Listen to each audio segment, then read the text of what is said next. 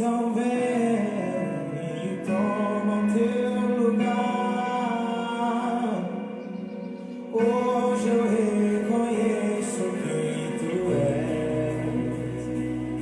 Eu te convido, vem reinar em mim. Então vem e toma o teu lugar.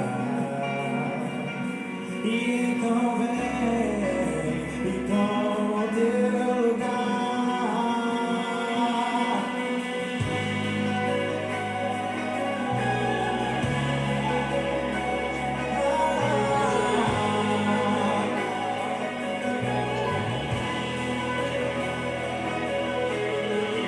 Toma o teu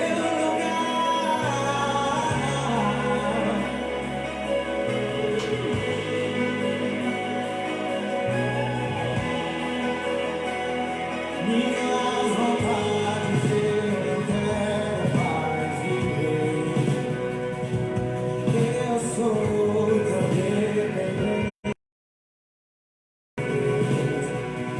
Então vem e toma teu lugar. Então vem e toma teu lugar. Hoje eu reconheço quem tu és. Eu te convido, vem reinar em mim. Vamos pedir, diga vem.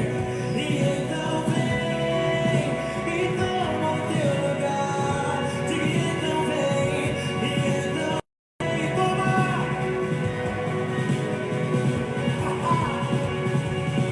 A casa eu arrumei. Bom Tudo dia. está tão lindo. Convide o Espírito Santo para entrar no seu lar, para te ajudar, para te ensinar nesta manhã. Sejam bem-vindos. Bom dia a todos. Sejam bem-vindos. Vamos adorar o Senhor. Vamos convidá-lo para entrar nos nossos lares, para ficar à vontade na nossa casa. Tudo está tão lindo. Vem aqui. Diga quanto está. Nossa casa está aberta para o Senhor Jesus, para o Senhor Espírito Santo de Deus. Tu és bem-vindo para nos ensinar, para nos aperfeiçoar na Tua palavra. Nós temos um encontro contigo nesta manhã.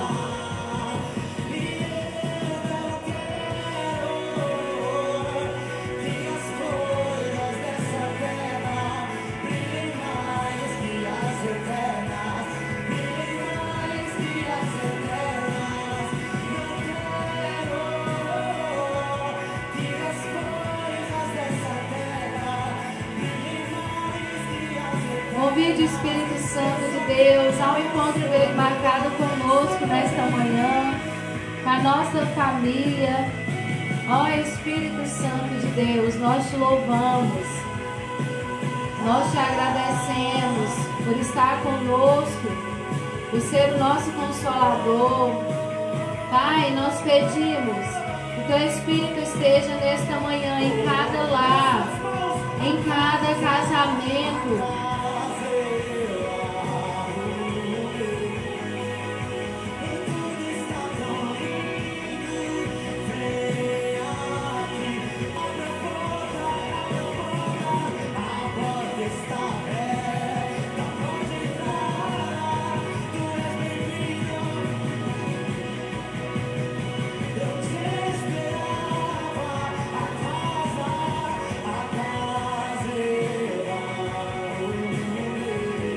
Jesus, encontre-se com cada um que neste momento está desejoso da Tua presença.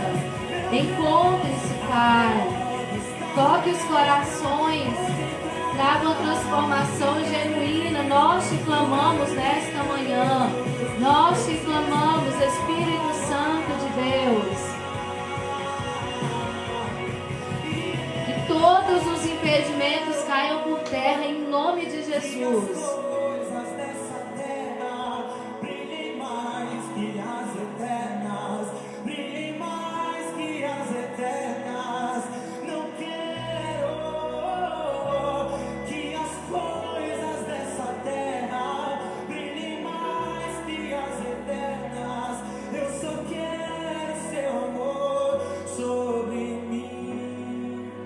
Que essa seja a nossa oração.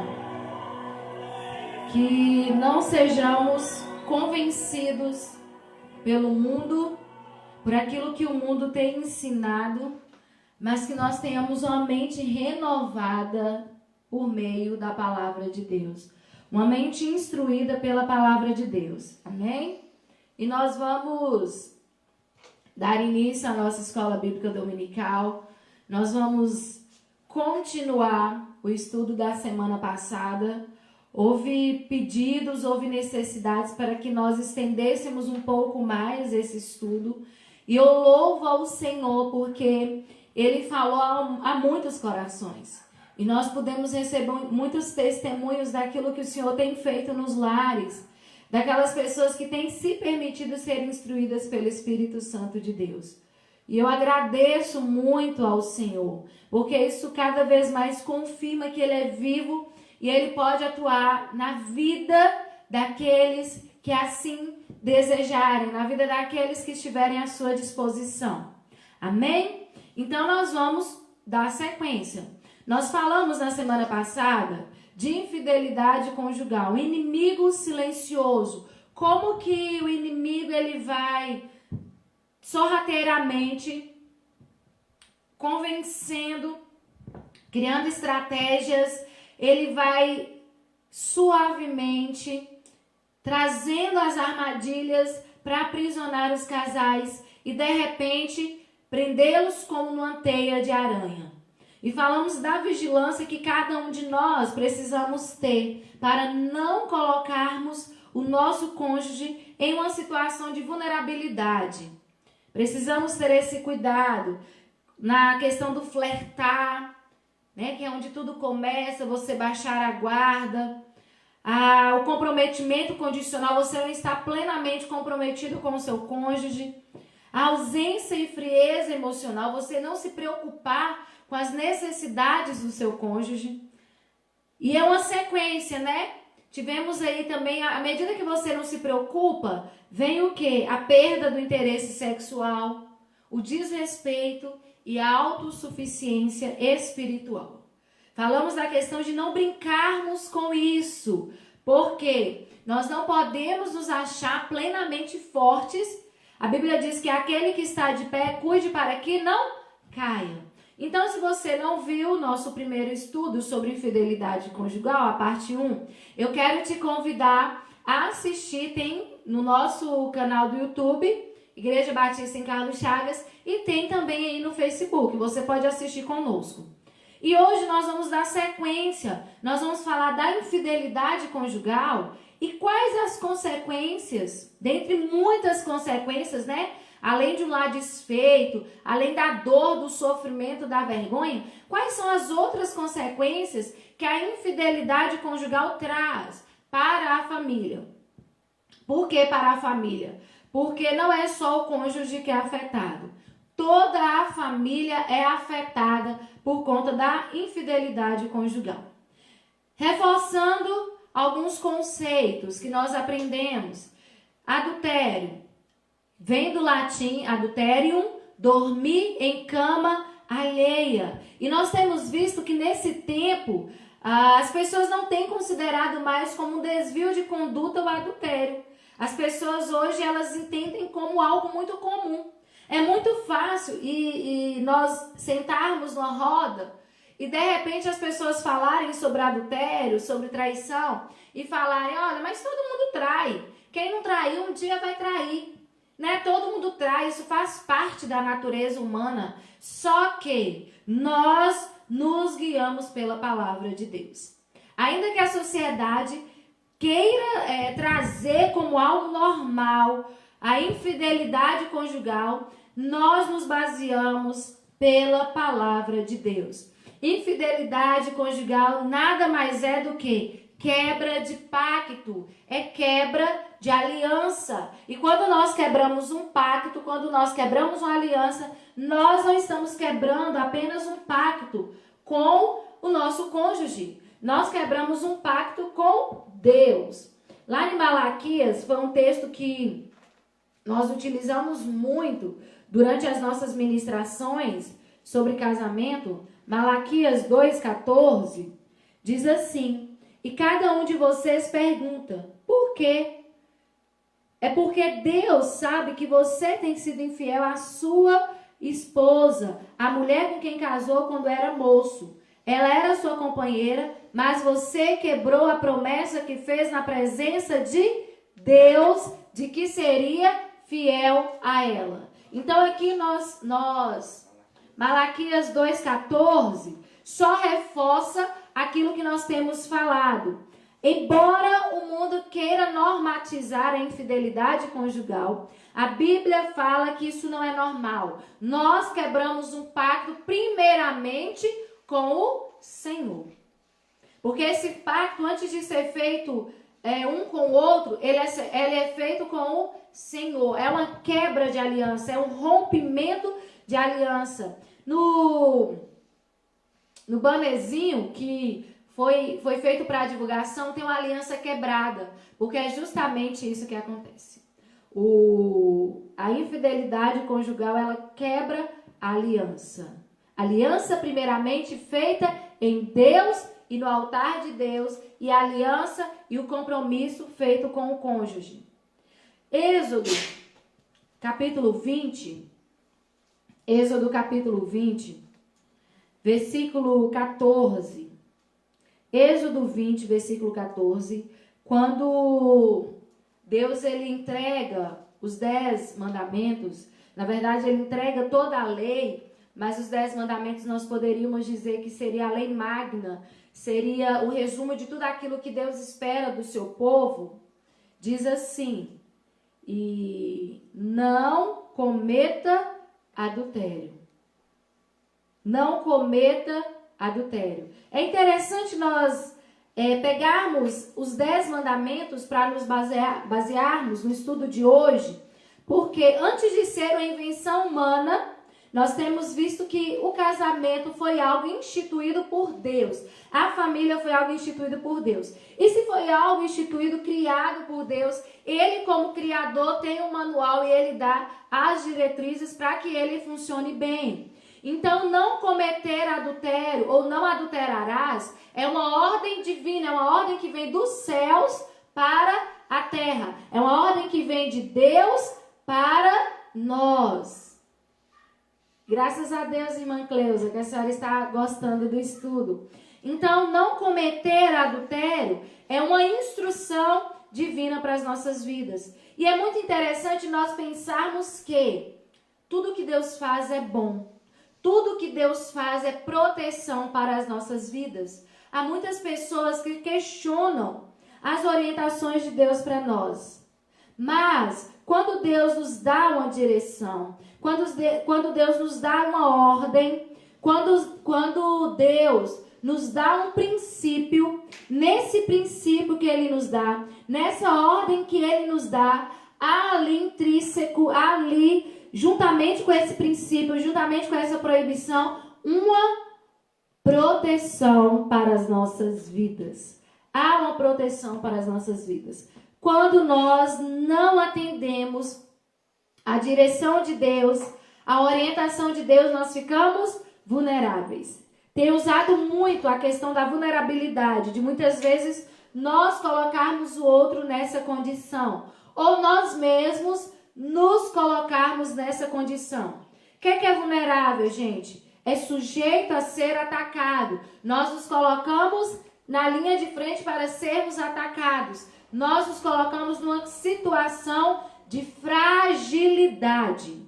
Isso é estar vulnerável. Então, se eu atendo a orientação de Deus de não cometa adultério, eu me protejo. Porque nessa orientação, nessa proibição, há intrínseco, há inculto aí, há dentro dessa proibição também uma proteção de Deus para as nossas vidas.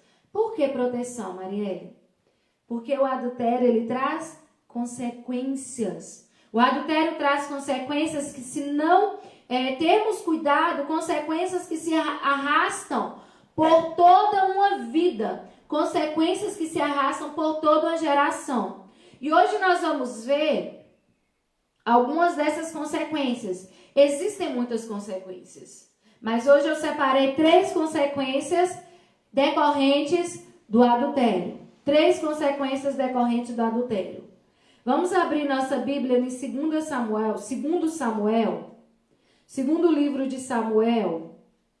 É uma história que nós já conhecemos, mas é uma história que nos traz de maneira muito clara as consequências do adultério. As consequências de nós darmos vazão aos nossos desejos carnais. Segundo Samuel, capítulo 11. Não vou ler o texto todo, mas é o texto que fala da história de Davi e Batseba. A Bíblia diz que na primavera, segundo Samuel capítulo 11, a gente vai ler o versículo 1 a 4, tá? Segundo Samuel capítulo 11 diz assim: na primavera seguinte, época do ano em que os reis costumavam sair para a guerra, Davi mandou que Joabe, os seus oficiais, e o exército israelita fossem atacar os inimigos. Eles venceram os amonitas e cercaram a cidade de Rabá. Mas Davi ficou em Jerusalém. Uma tarde, Davi se levantou, depois de ter dormido um pouco, e foi passear no terraço do palácio. Dali viu uma mulher muito bonita tomando banho. Ali ele mandou que descobrissem quem era aquela mulher e soube que era Batseba, filha de Eliã, esposa de Urias o Heteu. Então Davi mandou que alguns mensageiros fossem buscá-la. Eles a trouxeram e Davi teve relações com ela. Batseba tinha justamente terminado o seu ritual mensal de purificação. Ela voltou para casa e depois descobriu que estava grávida. Mandou um recado a Davi falando que estava grávida, né? Então vamos lá. Essa é a história que nós conhecemos. Talvez seja o adultério mais famoso da história bíblica. Eu quero te dizer uma coisa. Eu vi essa ilustração do pastor Josué Gonçalves e achei muito interessante. Eu quero repetir aqui. A ilustração é o seguinte: casamento é cobertura espiritual. E quando ele fala que casamento é cobertura espiritual, ele fez um gesto que eu achei muito interessante. Aqui nós temos, eu vou pedir meu marido para me ajudar aqui. Segura o microfone para mim, amor. Presta atenção. Casamento é cobertura espiritual. Quer que você põe minha boca para ficar mais alto? Aqui nós temos a cobertura, aqui nós temos a proteção, aqui nós temos o abrigo. Se um ou outro cai, o que acontece? Vou inverter aqui cai a proteção e um fica sozinho, perde-se a cobertura, perde-se a proteção sobre a família. E se perde a proteção sobre a família, o outro que ficou de pé tem apoio? Não. O outro que ficou de pé também perde o apoio e fica sujeito a cair. Eu achei fantástica essa ilustração do pastor Josué Gonçalves. Estou repetindo aqui para a igreja. Casamento é proteção. Se um cai, o outro fica sem apoio e a família que está aqui de baixo fica totalmente desprotegida. Desprotegida. Olha como é importante nós estarmos atentos aos ensinamentos que o Senhor tem para nós. E se a família fica desprotegida, se falta proteção, se falta apoio, automaticamente entra a vulnerabilidade, entra a fragilidade dentro do lar. E se entra a fragilidade no lar, quais são as consequências disso? Quais são as consequências advindas da infidelidade conjugal? Eu contei, nós lemos aqui a história de Davi e Batseba, como tudo começou. Nós podemos entender que toda infidelidade conjugal começa com um desejo ilícito. Você olha para o outro que não te pertence com um desejo que não deveria estar no seu coração. E você olha, você sustenta esse olhar, você deseja, e a partir desse desejo, né? Porque tudo começa com desejo. Davi olhou Batseba e falou: quem é aquela mulher tão bonita? Ele não tirou o olhar, ele olhou mais de uma vez. Ele não tirou o olhar. E esse desejo progrediu para o contato físico. Olha que isso eu já tinha falado na semana passada, dos perigos que existem em alimentarmos os nossos pensamentos com aquilo que não pertence a Deus. Nós alimentamos os nossos pensamentos e à medida que nós alimentamos os nossos pensamentos, isso pode incorrer para a parte física. A Bíblia diz em Provérbios 4, 23, abra comigo, Provérbios 4, 23. Provérbios 4, 23. Diz assim: tenha cuidado com o que você pensa, pois a sua vida é dirigida pelos seus pensamentos. Tenha cuidado com o que você pensa, pois a sua vida é dirigida pelos seus pensamentos. Então, a infidelidade conjugal, a impureza, ela começa na mente. Não tem como você simplesmente ir lá e se deitar com alguém. Primeiro você deseja, primeiro você começa a alimentar pensamentos impuros. Tenha cuidado com o que você pensa. Tudo começa na mente. E a partir do momento que você alimenta esses pensamentos impuros, que você vai dando vazão, porque afinal de contas você só está pensando.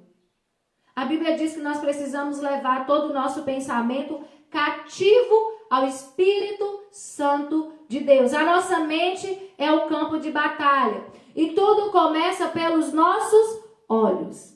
Eu vejo e aí eu começo a pensar. Eu quero chamar a atenção para aquilo que nós estamos assistindo, para aquilo que nós estamos colocando diante dos nossos olhos. Muito cuidado, porque nós falamos a semana passada que se os nossos olhos forem bons, todo o nosso corpo será bom. Aquilo que eu vejo, eu vou começar a alimentar. Se aquilo eu vejo com muita frequência, eu vou começar a pensar sobre aquilo. Muito cuidado sobre aquilo que eu penso, porque aquilo que eu penso é aquilo que eu vou me tornar. Não é psicologia barata, é a palavra de Deus nos instruindo.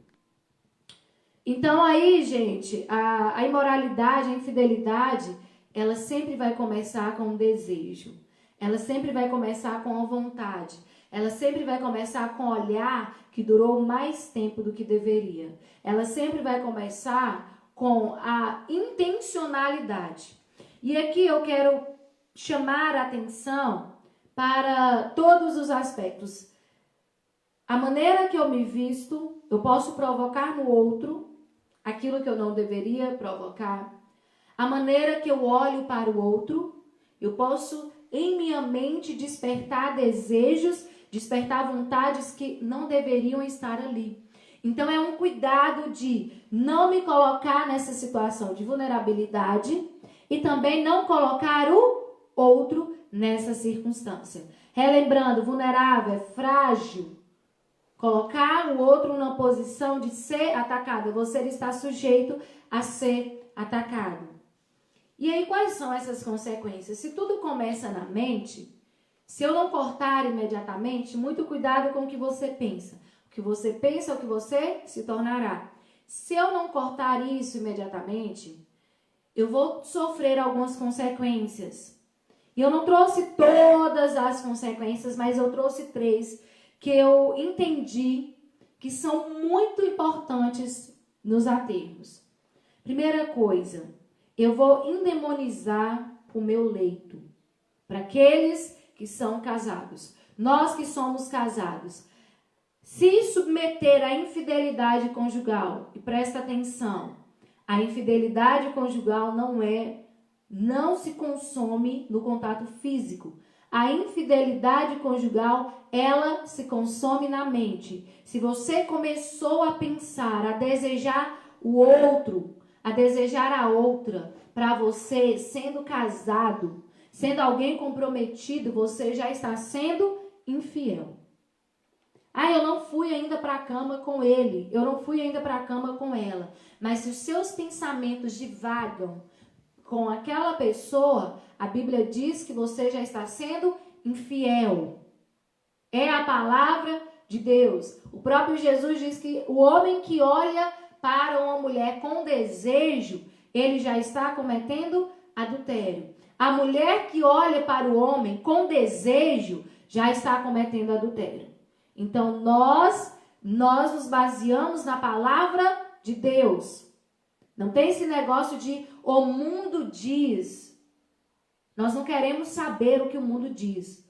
Nós queremos saber o que a palavra de Deus diz. E a palavra de Deus diz, não cometerás adultério. E como eu disse, tudo é proteção para as nossas vidas. Hebreus, capítulo 13. Hebreus 13, versículo 4. Quando nós não atendemos essa ordem do Senhor de não cometer adultério, quais são as consequências? A primeira consequência é, eu maculo o meu leito, eu trago imundície para o meu leito. E a imundície, se tem imundície, automaticamente tem demônios. Porque é isso que a Bíblia fala. Então, Hebreus, eu vou colocar os versículos aqui, ó. Hebreus, capítulo 13, versículo 4. 1 Coríntios 6, 12 a 16. 1 Coríntios 6, 12 a 16. E por fim, Levítico 18, 20. Vamos ler primeiro 1 Coríntios 6. 1 Coríntios 6 diz assim, 12 a 16. Tudo me é permitido, mas nem tudo me convém. Tudo me é permitido, mas não me deixarei que nada, mas eu não deixarei que nada me domine. Os alimentos foram feitos para o estômago e o estômago para o alimento, mas Deus destruirá ambos. O corpo, porém, não é para a imoralidade, mas para o Senhor, e o Senhor para o corpo. Por seu poder, Deus ressuscitou o Senhor e também nos ressuscitará. Vocês não sabem que os seus corpos são membros de Cristo? Tomarei eu os membros de Cristo e os unirei a uma prostituta? De maneira nenhuma. Vocês não sabem que aquele que se une a uma prostituta é um corpo com ela? Pois como está escrito, os dois serão uma só carne. Aqui nós já ensinamos, nos estudos passados, que homem e mulher, marido e mulher se tornam uma só carne, né? E o relacionamento conjugal tem esse poder espiritual de tornar os dois um em Cristo Jesus.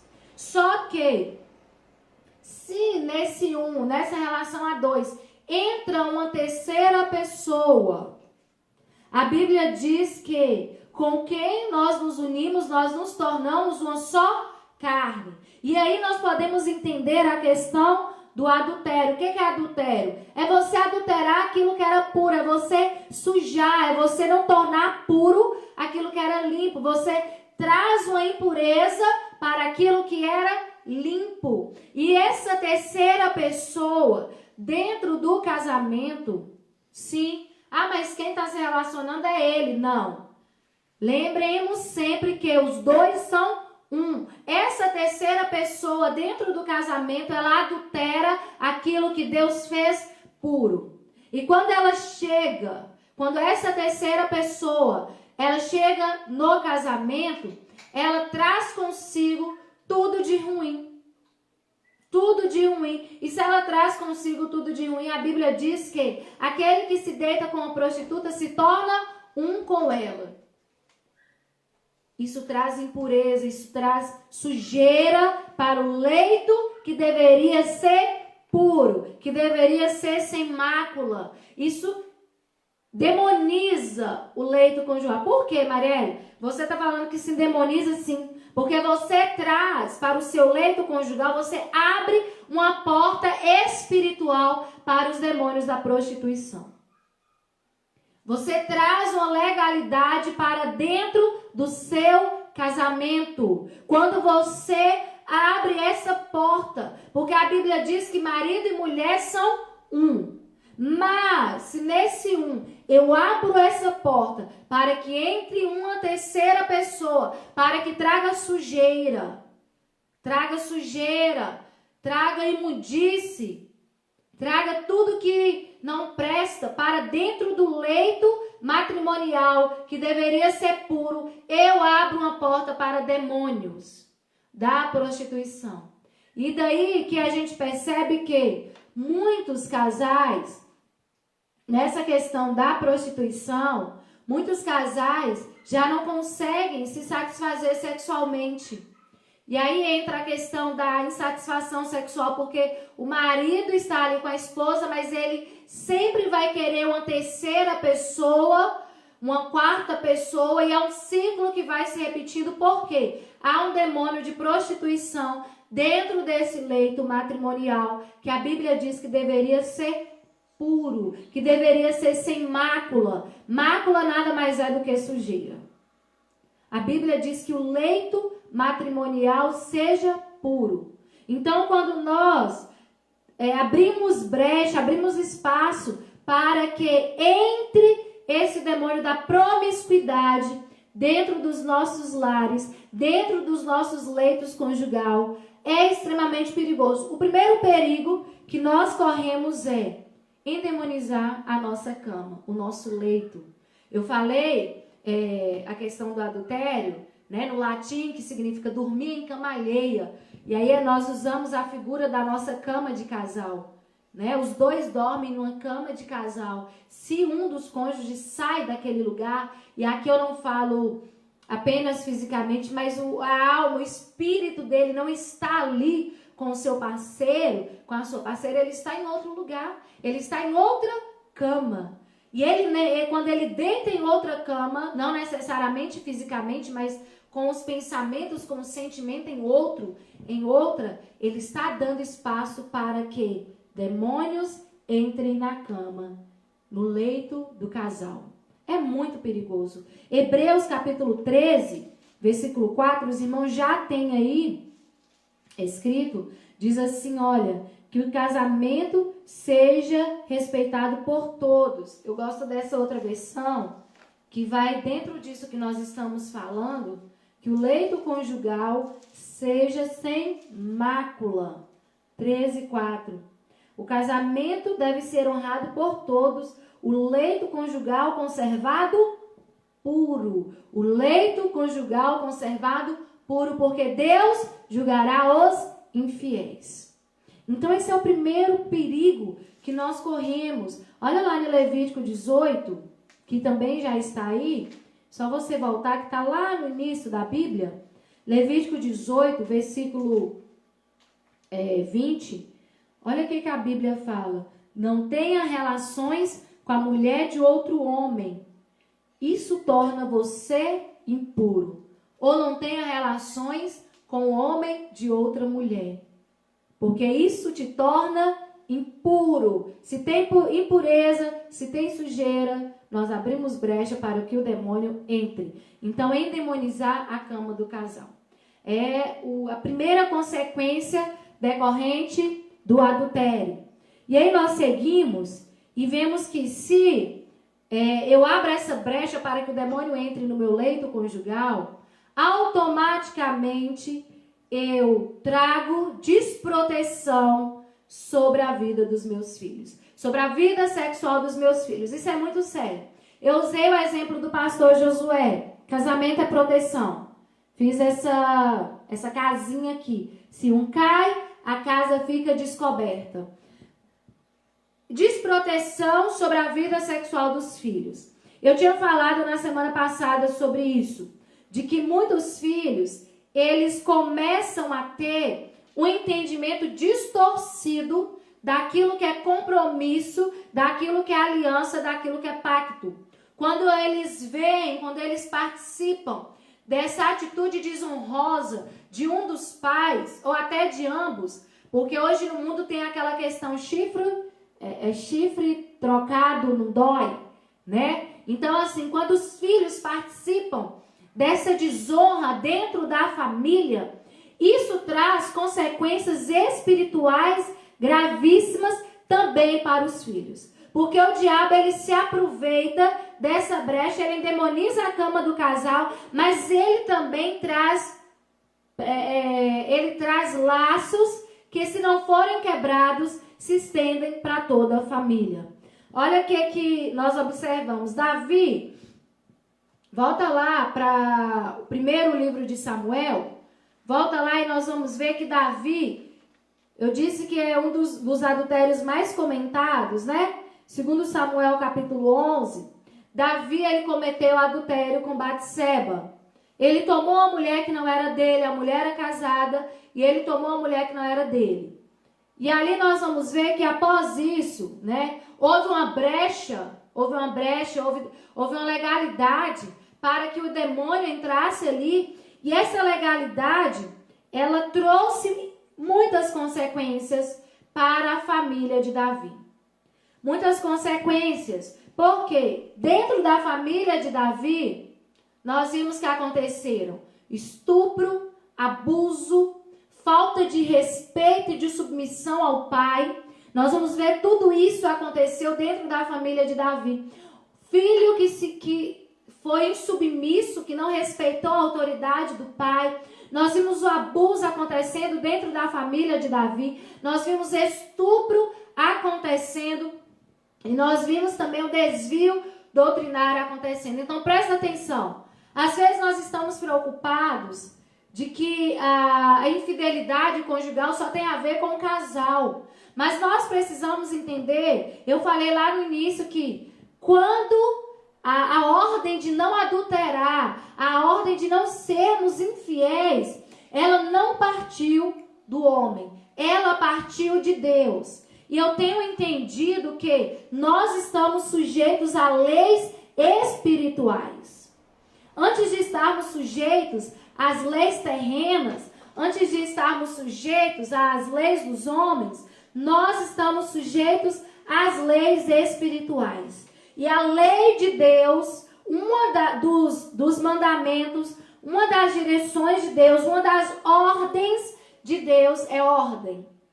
É lei, deve ser cumprido, não adulterarás. Isso é uma lei espiritual e nós estamos sujeitos a essa lei espiritual. Se nós quebramos essa lei espiritual, nós abrimos brecha no mundo espiritual.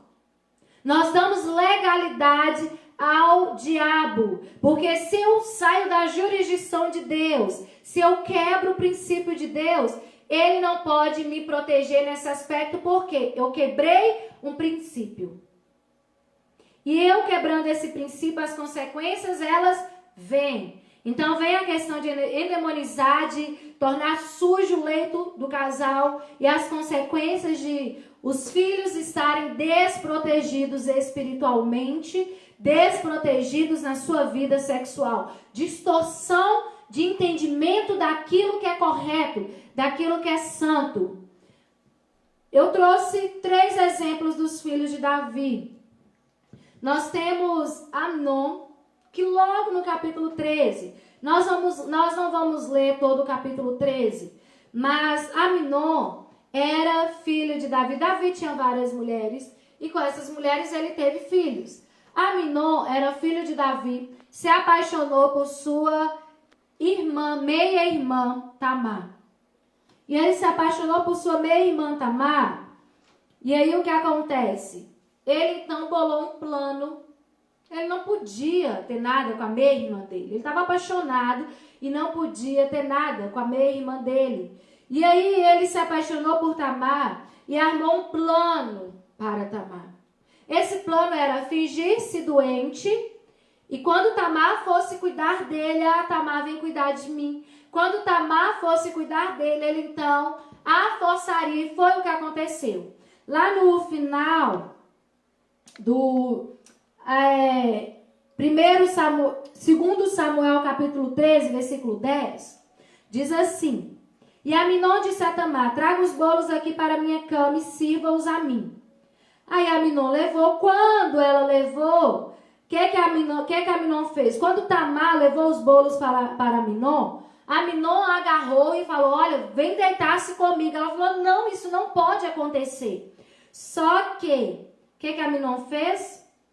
Aminon, versículo 14. Mas Aminon não quis ouvir o que Tamar dizia, e como era mais forte, a forçou a ter relações com ela. Ele teve relações com ela, ele a violentou, ele a abusou. Então, a primeira consequência é o sexo distorcido. Tamar foi violentada pelo meio-irmão, foi abusado. Então, nós temos aqui a consequência do abuso dentro da família. E há alguns dados científicos que dizem que 30% a 60% das crianças e adolescentes que sofrem abuso, eles sofrem abuso nesse período de separação, nesse período que os pais estão com esse problema de infidelidade, de separação dentro dos lares. Eles ficam vulneráveis, eles ficam desprotegidos. Então nós temos aqui abuso dentro da família de Davi, abuso sexual,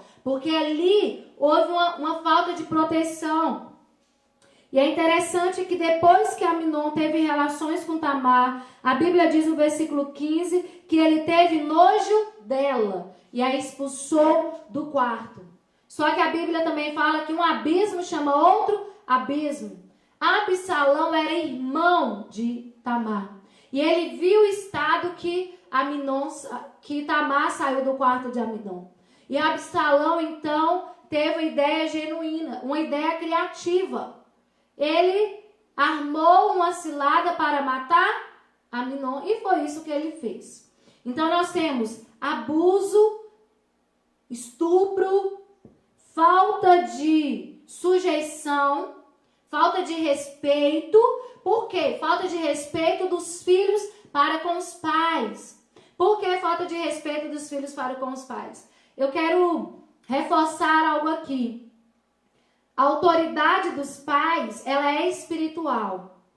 E eu estou repetidamente falando. O adultério, o não adulterar é uma lei espiritual. Se você quebra essa lei, você fica vulnerável e sua família também. A autoridade dos pais sobre os filhos fica comprometida com a questão do adultério. Fica comprometido, os filhos não respeitam os pais. Isso é provado na própria Bíblia, que é a nossa regra maior. Vamos ver o que aconteceu. Houve uma quebra de autoridade decorrente tudo desse ato de Davi. Mas Marielle, mas isso foi lá atrás. Mas Deus perdoa todas as coisas. Isso é fato. Mas nós precisamos entender que os nossos atos, eles geram consequências. Por isso que o Senhor nos dá ordens para nos proteger dessas consequências terríveis. Então, essa quebra de autoridade dos pais. Os filhos não respeitam os pais. Absalão, ele armou tudo isso contra Davi, contra Aminon, matou Aminon e aí se revoltou mais para frente contra o próprio pai. Ele não se sujeitou à autoridade de Davi. E além de não se sujeitar à autoridade de Davi, houve a quebra de autoridade, a quebra de respeito, houve também um outro estupro, uma outra afronta ao pai. Capítulo 15 do mesmo livro que nós estamos lendo, 2 Samuel, capítulo 15 vai falar da revolta de Aminon, e você vai ler, não vou ler, tá? Vai falar da revolta de Aminon, todo o plano que ele fez contra o seu pai. E aí no capítulo 16, versículo 22, 2 Samuel 16, 22, nós vamos ver duas consequências aqui, que é o que eu já estou falando. A quebra de respeito, de autoridade. Os pais perdem a autoridade sobre a vida dos filhos. E o estupro, a desonra pública. Olha o que Absalão fez com Davi. Segundo Samuel 16, versículo 22 e 23. Então armaram a barraca para Absalão no terraço do palácio, e ali na frente de todos ele teve relações com as concubinas do seu pai. Na frente de todos ele teve relações com as concubinas do seu pai. Ele expôs o pai publicamente. Davi cometeu um adultério. Absalão, ele adulterou com as 10 mulheres do seu pai. Ele repetiu o ato vergonhoso de Davi, só que ele humilhou ainda mais o seu pai, porque ele fez isso publicamente. Ele expôs publicamente o seu pai, declarando com aquele ato que ele não respeitava, que não tinha nenhum respeito pelo pai. Nenhum respeito. E repetiu o mesmo ato do pai, só que 10 vezes mais. Olha o perigo que as nossas famílias são expostas. Olha as consequências que os nossos filhos ficam expostos quando nós deixamos de obedecer a ordem de Deus. Não adulterarás. Há consequências espirituais gravíssimas. E é uma consequência para toda a família. Ah, mas isso é só para o pai, para a mãe, isso é só para os envolvidos. Não. E aí nós seguimos nessa desproteção dos filhos. Na desproteção dos filhos, a gente vai ver lá na frente que há também um desvio doutrinário. Filhos que percebem os pais nessa situação, mas na frente, muitas vezes, não querem seguir a mesma fé.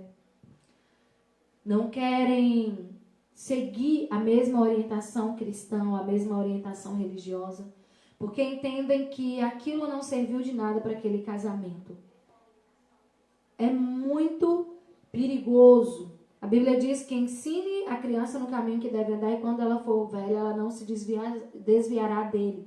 Não vai se desviar desse caminho. E há muitas famílias hoje sofrendo com o desvio doutrinário dos seus filhos. Por causa de um erro cometido, por causa de uma falta de atenção, por não se submeter ao alerta de Deus para as nossas vidas. Muitos filhos estão desviados doutrinário. Vou falar melhor, né? Muitos desvios doutrinários, fica mais fácil. Há muitos desvios doutrinários dentro da família por causa do adultério, por causa da infidelidade conjugal. Salomão, vamos lá comigo, primeiro livro de Reis. Primeiro livro de Reis, capítulo 11. Primeiro Reis, capítulo 11, versículo 3 e 4, nós falamos de... Verdade, pastor, Davi perdeu a autoridade dentro da casa dele quando ele caiu no pecado. E muitos pais perdem a autoridade dentro dos seus lares. Os filhos não respeitam. Isso é espiritual, gente. Perde-se a autoridade. E muitos filhos ficam sujeitos ao desvio doutrinário. Olha lá, Salomão, capítulo 1 Reis, capítulo 11, 3 e 4, nos vai falar da vida de Salomão, que foi um rei muito sábio, só que a Bíblia diz que Salomão casou com 700 princesas e teve também 300 concubinas, 1000 mulheres. Elas fizeram com que ele se afastasse de Deus. E quando ele já estava velho, fizeram com que o seu coração se voltasse para os deuses estrangeiros. Ele não foi fiel ao seu Deus, como Davi, o seu pai, havia sido. Salomão adorou Astarote, a deusa de Sidom, e aí por aí vai, tá? A Bíblia diz que Salomão não foi fiel ao seu Deus. Desvio doutrinário. Ele teve várias mulheres. E essas várias mulheres o desviou As mulheres desviaram Salomão do propósito de Deus. É muito... a palavra de Deus precisa gerar temor em nossos corações. Nós às vezes duvidamos daquilo que a palavra de Deus fala. E às vezes nós pensamos, mas isso não acontece. Muitos casais, se você for conversar, que passaram por essa dificuldade, eles vão confirmar isso aqui que eu estou falando. Porque a palavra de Deus não é mentirosa. A palavra de Deus, ela nos protege. Então nós temos todas essas questões. Os filhos ficam desprotegidos na sua vida sexual. Há a questão dos abusos, dos estupros, da distorção do que é um casamento em Deus, do desvio doutrinário, da insubmissão aos pais, da falta de respeito aos pais. Tudo isso por conta da falta de cobertura. A família fica vulnerável. E por fim a morte. Morte? Levítico 20. Levítico 20. Acompanha comigo, Levítico 20, 10 a 12. Sigamos a orientação de Deus para as nossas vidas. Levítico 20, 10 a 12 diz assim: se um homem cometer adultério com a mulher do outro, ele e a mulher deverão ser mortos. Se o homem tiver relações com uma das mulheres do pai, ele estará desonrando o pai, e ele e a mulher deverão ser mortos. Eles serão responsáveis pela sua própria morte. Se o homem tiver relações com a nora, os dois deverão ser mortos por causa do ato imoral. Eles serão responsáveis por sua própria morte. Antigamente, no Antigo Testamento, a punição para esse pecado era a morte. Mas eu quero chamar a sua atenção para algo espiritual. Hoje não acontece a morte física, mas acontece a morte espiritual dentro dos lares. A morte de um casamento que foi desfeito, a morte de um pacto que foi desfeito, a morte do respeito, a morte dos sonhos, a morte de uma família. Tudo isso é decorrente da infidelidade conjugal. Morte. O cônjuge morre. Tanto um quanto o outro. Gente, ninguém sai inteiro da infidelidade conjugal. A Bíblia diz, Provérbios 6. Vamos abrir comigo aí. Provérbios 6. Talvez você esteja pensando, mas ninguém morreu fisicamente. Mas acontece a morte espiritual, sim. Provérbios 6, 26, diz assim, qualquer homem pode ter um prostituto e pouco dinheiro, com pouco dinheiro, mas o adultério custará a ele a sua própria vida. Tudo que ele construiu em Deus, porque todo casamento é feito em Deus, tudo que ele construiu pode morrer por conta do adultério, por conta da infidelidade conjugal. Nenhum casamento é o mesmo depois da infidelidade conjugal. E eu quero finalizar para que você fale assim, nossa, pequei, e agora? Não tem solução para o meu casamento? Não tem solução para a minha família? É óbvio que tem solução. Mas aqui nós estamos tratando de maneira preventiva para aqueles que não caíram nesse erro, que não venham cair, porque pode sofrer tudo isso aqui. Pode sofrer. Já pensou? Você mata alguém? Você morre. A Bíblia diz que você morre. Você mata e você morre, porque lá no Antigo Testamento fala que o homem e a mulher deverão ser mortos. O homem e a mulher deverão ser mortos. E Provérbios fala que aquele que procura adultério causa a sua própria morte. Isso é muito sério. Talvez inteiro você está fisicamente. Aqueles que têm uma vida promíscua, talvez estejam fisicamente inteiros. E a Bíblia fala que nós não podemos olhar para esse tipo de pessoa, ela vai se gabar. Aqui, eu traio, eu olho mesmo, né? Tá na minha natureza.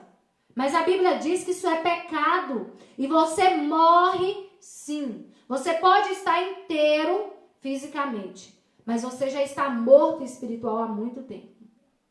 Porque se o pecado te domina, você morre.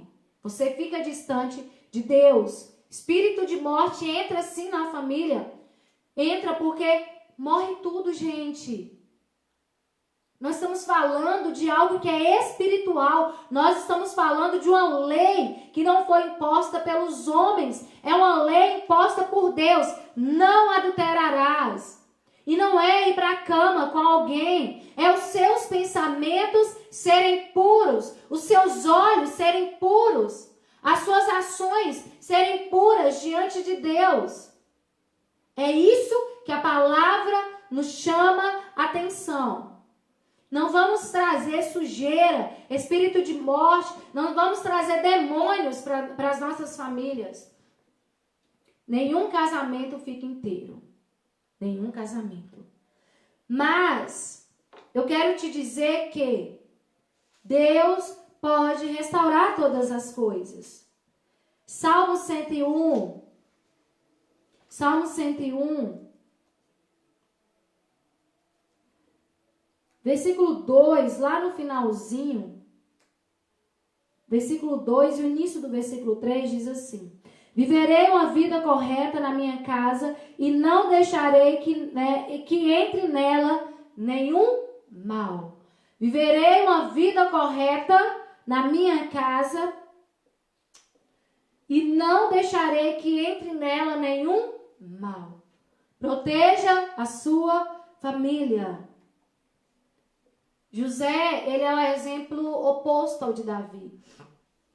José é o exemplo oposto de Davi. O adultério é a evidência da falta de temor a Deus do homem ou da mulher. Corretíssimo, pastora. A falta de temor a Deus gera tudo isso. E dentro dessa falta de temor, eu vou trazer o exemplo de José, que era temente ao Senhor. A Bíblia diz, nós não vamos ler toda a história, mas você vai lá em Gênesis capítulo 39, 40, 41, a gente vai ler a história de José. E a Bíblia diz que José, na casa de Potifar, ele cuidava de tudo. E a Bíblia fala que a mulher de Potifar era muito bonita. Lá no versículo 7 do capítulo 39, algum tempo depois, a mulher do seu dono começou a cobiçar José. E um dia ela disse: venha, vamos para a cama. Ele recusou, dizendo assim: escute, o meu dono não precisa se preocupar com nada nessa casa, pois eu estou aqui. Ele me pôs responsável por tudo que tenho. Nessa casa eu mando, tanto quanto ele. Aqui eu posso ter o que quiser, menos a senhora, pois é a mulher dele. Sendo assim, como eu poderia fazer uma coisa tão imoral e pecar contra o meu Deus? É maravilhosa essa resposta de José. Como eu poderia pecar contra o meu Deus? Eu falei de aliança, no casamento, a primeira aliança é feita com Deus e depois com o cônjuge. Ali não tinha desculpa, só estava ele e ela. Era uma mulher bonita. E aí alguns homens que falam, mas eu não aguentei, porque isso está na minha natureza. José fala, olha, eu não poderia pecar contra Deus. A nossa natureza, os nossos instintos precisam se submeter à direção do Espírito Santo de Deus. Não há justificativa. Não é porque eu sou homem, não é porque eu sou mulher, porque há estudos que dizem que homens e mulheres traem do mesmo jeito. Então não existe isso, está na minha natureza. Eu não aguentei. Olha, José fala, eu não poderia pecar contra Deus. Temor a Deus. Temor a Deus. Usar a nossa natureza como justificativa para a nossa falta de temor não nos isenta das consequências. José fala, eu não poderia pecar contra o meu Deus. Atinge a área financeira também da família. Quem é que fez esse comentário? O pastor Janilton. Atinge a área financeira sim, porque o homem ou a mulher começa a gastar dinheiro lá fora. Né? Começa a gastar dinheiro lá fora, com outro ou com outra. E não gasta dentro de casa. Então, gente, é muito perigoso. O temor a Deus é fundamental nas nossas relações. Se eu não quero sofrer todas essas consequências e todas as outras que eu não citei aqui, como o pastor citou aí a questão financeira, eu preciso colocar os meus desejos, a minha carne, a minha natureza sob o domínio do Espírito Santo de Deus. Não se justifica. Faz parte da minha natureza. Sim, mas a sua natureza está sujeita a quem? A você ou ao Espírito Santo de Deus? Quero terminar dizendo que há sim solução para tudo. Desde que haja arrependimento e confissão. Todos os filhos de Deus, ou todas as pessoas que caíram nesse erro, se arrependerem e confessarem, há sim ação de Deus sobre a sua vida. Gálatas 6, 7 e 8. 1 Tessalonicenses 5, 22. Gálatas 6, 7 e 8. E 1 Tessalonicenses 5, 22. As pessoas, Gálatas 6, 7 e 8. Não se enganem. Ninguém zomba de Deus. O que uma pessoa plantar, é isso que colherá. Se plantar no terreno da sua natureza humana, desse terreno colherá a morte. Porém, se plantar no terreno do Espírito de Deus, desse terreno colherá a vida eterna. É a lei da semeadura. Você planta no terreno de morte, você vai colher morte. Mas se você planta no terreno de vida, você vai colher vida. Há um convite do Espírito Santo de Deus para que, se você plantou até hoje no terreno da morte, você seja hoje constrangido e convencido pelo Espírito Santo de Deus a plantar no terreno de vida. 1 Tessalonicenses 5, 22 diz assim: fugir de toda aparência do mal. Comece a traçar estratégias para a sua vida. Comece a traçar estratégias para a sua vida. Fuja de toda a aparência do mal, de tudo aquilo que vai te colocar numa situação de vulnerabilidade, de fragilidade. Fuja de toda aparência do mal. Confesse a Deus. Confesse o seu cônjuge. Confissão e arrependimento são as chaves da vitória. Tiago 5, vou ler 1 Tessalonicenses 5, 5. Tiago 5, 16. Todos vocês são da luz e do dia. Nós não somos da noite e nem da escuridão. Quem quer manter as pessoas nas trevas é o diabo, porque o diabo, ele opera na mentira. O diabo opera nas trevas. Ele é o pai da mentira. E a Bíblia diz que não há luz nele. No diabo só há trevas. E todas as pessoas que mantêm o seu pecado escondido, todas as pessoas que mantêm as suas ações vergonhosas escondidas, estão sob o domínio do diabo. E a Bíblia diz que nós somos da luz. Nós somos do dia. Ah, mas minha esposa, eu ouvi algo muito preocupante. Alguém um dia falou assim: se errou, é melhor não contar. Pede perdão a Deus e deixa pra lá. Não. Nós precisamos trazer a luz. Porque se eu trago a luz, eu saio do domínio das trevas. Se eu trago a luz, ainda que seja vergonhoso, se eu me arrependo, se eu confesso, porque primeiro eu preciso me arrepender, e aí eu confessar, eu tiro do domínio do diabo. Nós somos filhos da luz. E em Deus, toda mentira do diabo é desfeita. Então, se você tá com essas, tem pensamentos adúlteros, se você tem atitudes adúlteras, eu quero te convidar para que haja uma libertação na sua vida. Traga a luz, traga a verdade, saia do domínio das trevas, saia do domínio do diabo, porque o diabo atua na escuridão.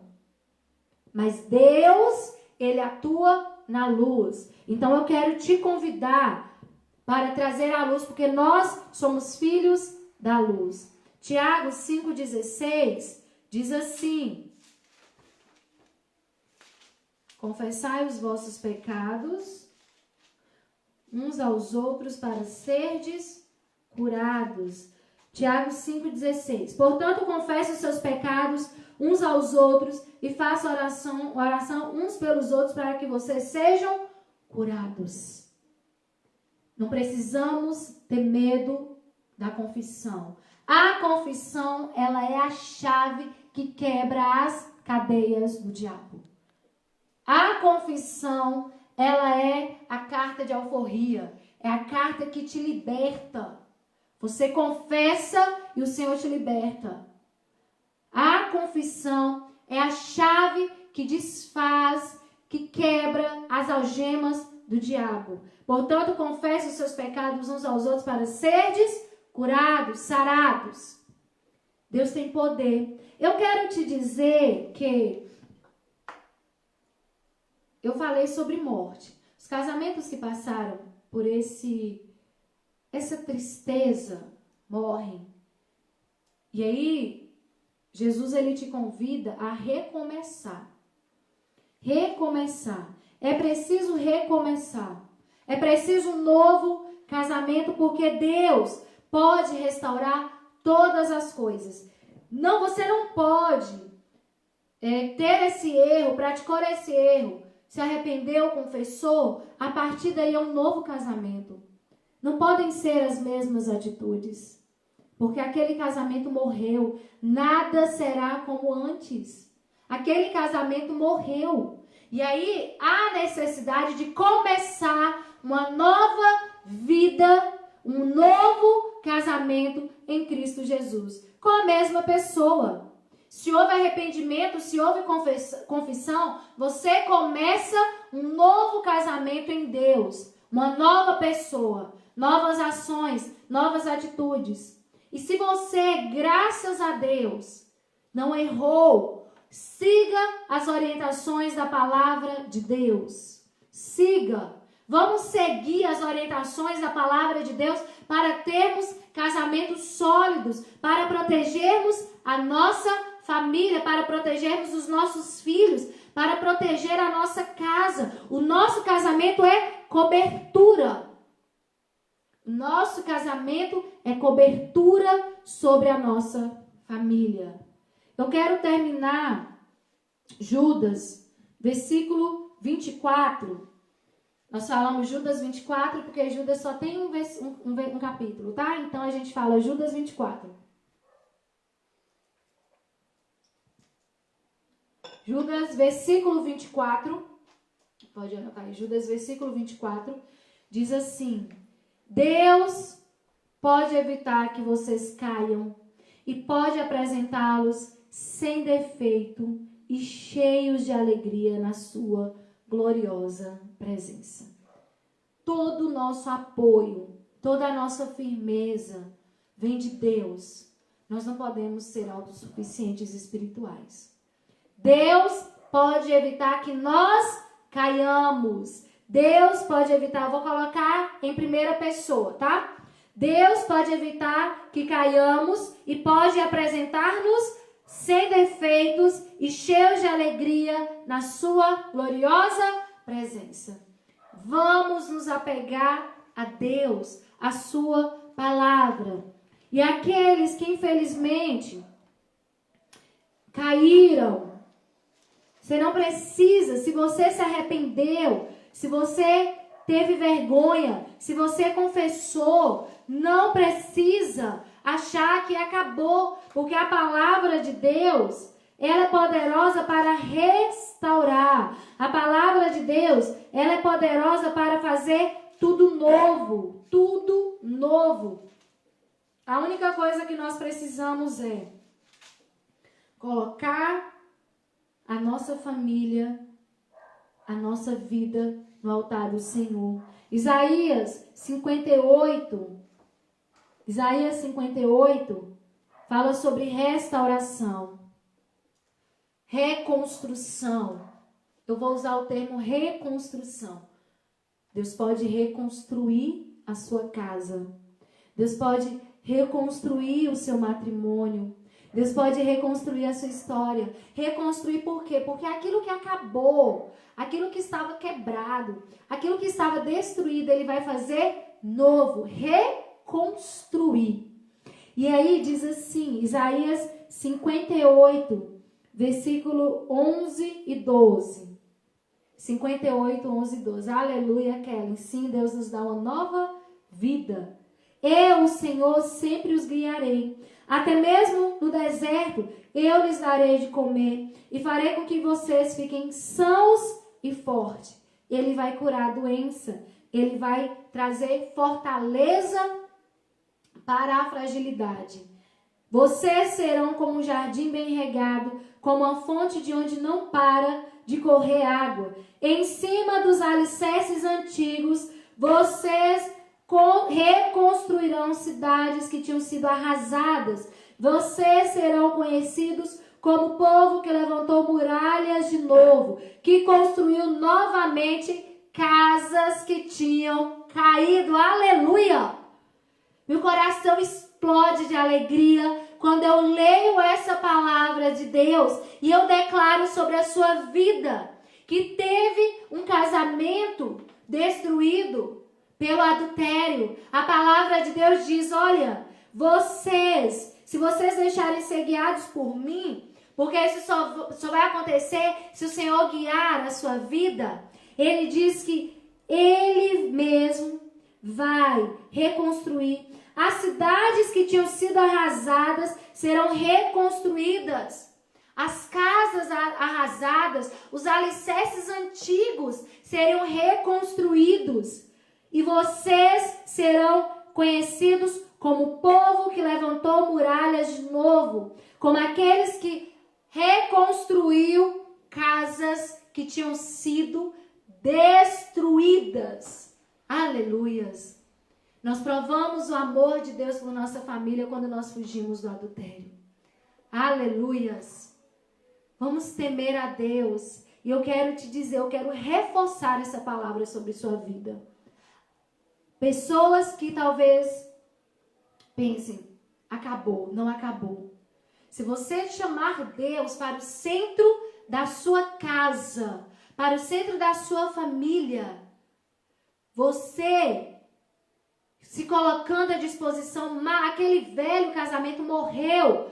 Reconstrua em Deus uma nova história. Porque nós, pela palavra de Deus, ainda que a questão de o adultério dá margem para o divórcio, mas eu quero te dizer que Deus pode reconstruir a sua história. Deus pode reconstruir a sua casa.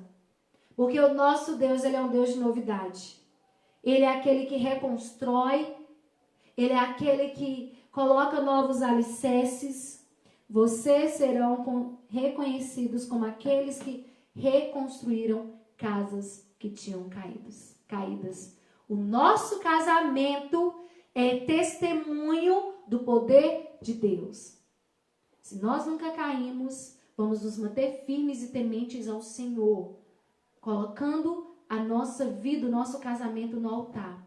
E para aqueles que caíram, a palavra de Deus é: hoje eu posso reconstruir sua casa, eu posso reconstruir o seu lar. Apenas coloque-se à minha disposição.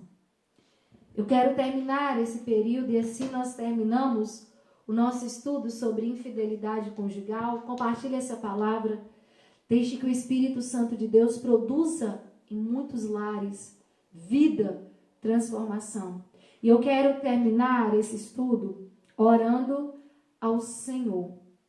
Nós vamos colocar um louvor e se sua família estiver aí, vamos colocar um louvor. Se sua família estiver aí com você, se seu cônjuge estiver aí com você, eu quero te convidar para orar com ele. Nós vamos orar juntos por nossa casa, pelo nosso casamento. Aquele que está de pé, cuide para que não caia. Então vamos orar juntos ao Senhor. E aqueles que querem constituir um casamento no Senhor, comece aplicando em Deus. Comece aplicando agora os ensinamentos de Deus. Depois de uma nova chance, o amor do casal se fortalece muito mais se tiverem comunhão com Deus. Verdade, irmã Marli? Nós vamos orar ao Senhor. Nós vamos orar ao Senhor. Amém. E eu quero te convidar, tá com seu marido aí. Se seu marido não estiver, não tem problema.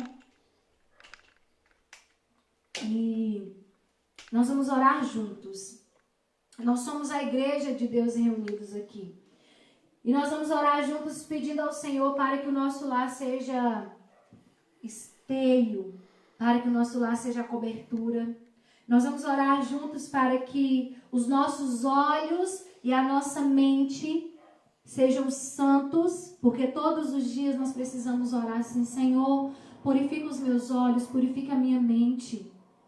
Não há erro, não quer dizer que você está errando orando assim, pelo contrário, você está pedindo a proteção de Deus sobre sua vida. Senhor, que o nosso casamento seja instrumento de testemunho do teu amor e da tua fidelidade. E para os casais que sofreram, fala: Senhor, há uma nova vida que o Senhor tem para o meu casamento. E é essa nova vida que eu quero. E é essa nova vida que eu quero. Então nós vamos orar ao Senhor. Aleluias. Marcada por conquistas, minha arma foi a fé. Pai amado, Pai querido, na tua presença nós estamos, Senhor Deus, e te louvamos pelo teu cuidado, pelo teu amor conosco, por essa manhã de estudo, por essa manhã de revelação da tua palavra, por essa manhã de edificação de casamentos, por essa manhã de conserto que, Senhor Deus, nos permite.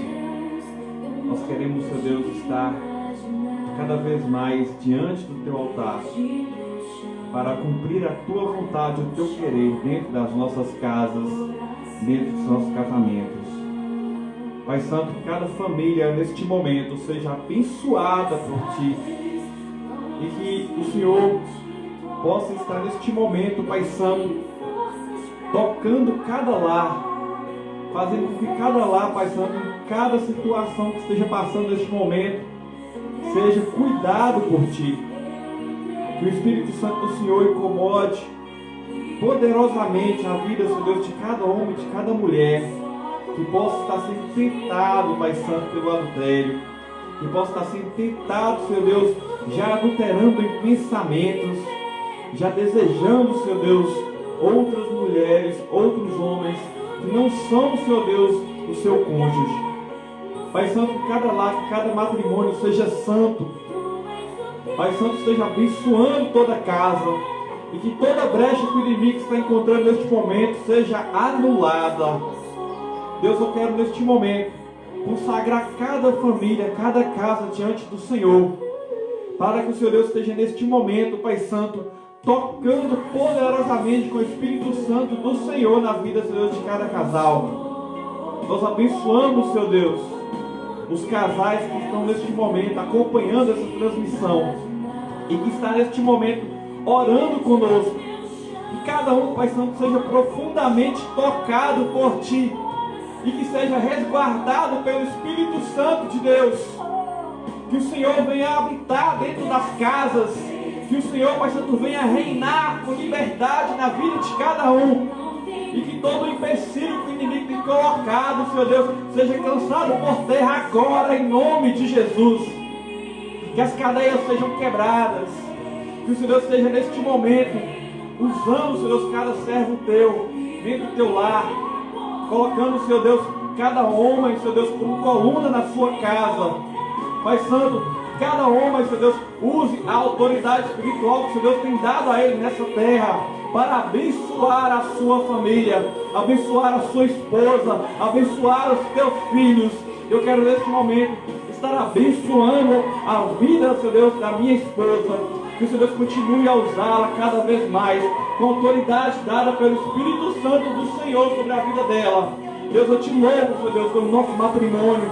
Eu te louvo, Senhor Deus, pela bênção do Senhor sobre a nossa casa. Eu te louvo, Senhor Deus, pelos nossos filhos, Senhor, que serão bênçãos que perpetuarão nessa terra a herança do Senhor que o Senhor Deus já tem preparado para a nossa casa. Eu quero abençoar neste momento, para que nós tenhamos sabedoria vindo dos céus, para educar, para criar essas crianças nos caminhos do Senhor. Deus, eu te glorifico pela oportunidade que temos nessa manhã de dizer que o Senhor é o nosso Deus, que é o Deus que cuida do nosso casamento. Nós te glorificamos, ó Pai amado, e te pedimos, fica conosco mais uma vez. Nós te glorificamos por este domingo abençoado, no nome do teu Filho amado, Jesus Cristo. Amém. Amém. Que o Senhor nos abençoe. Que o Senhor nos sustente na sua verdade, na sua palavra. Amém? Que a nossa casa seja testemunho do poder do Senhor. Amém? Deus nos abençoe. E te aguardamos para o nosso culto hoje à noite de celebração ao nosso Deus. No nome de Jesus. Amém.